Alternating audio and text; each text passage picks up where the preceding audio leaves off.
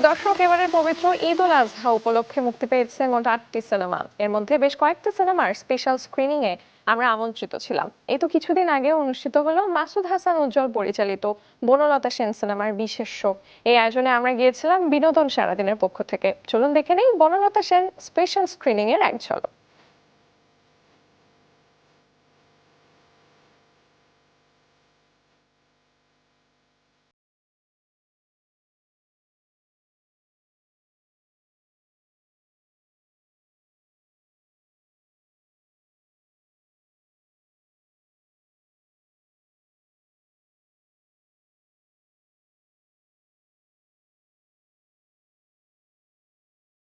বনলতা সেন আমি মনে করি আমাদের চলচ্চিত্রের উজ্জ্বল একটা সংযোজন। একটা বনলতা সেন বা জীবনানন্দ দাশ আমাদের অন্তরের বিশ্বাস, অন্তরের জায়গা করে না সেটাকে এরকম ইয়েতে একটা সিনেমাতে আনা এবং সেই সেলুলয়েডের পর্দায় এক একটা দৃশ্যকল্প, এক একটা কবিতা যা মানে এখানে বর্ণনাতীত। আমার কাছে এত ভালো লেগেছে, আমি এতটা ভাবি নাই যে এতটা ভালো হতে পারে এই ছবিটা। এই গল্পটা যেটা বনলতা সেনকে নিয়ে উজ্জ্বল বানিয়েছে যে সিনেমাটা, এটা আসলে একটা মানে মনোজাগতিক একটা সময় বা জগতের মধ্যে ভ্রমণ। সেখানে ওদের যে অভিনয় মনে হচ্ছিল যে ওরা অন্য কোনো জগতে, ওদের যে ক্যারেক্টারাইজেশন, ওদের যে এক্সপ্রেশন, ওদের যে ডায়লগ ডেলিভারি, মনে হচ্ছে যে ওরা সেই স্পেসটাকে ওরা ধরেছে।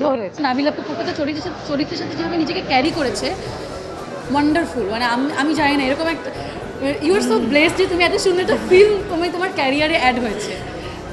আসলে থ্যাংক ইউ সো মাচ। উজ্জ্বল ভাই এত সুন্দরভাবে প্রত্যেকটা চরিত্রকে এঁকেছে, এত সুন্দরভাবে মানে পোট্রে করেছে, এত দারুণ।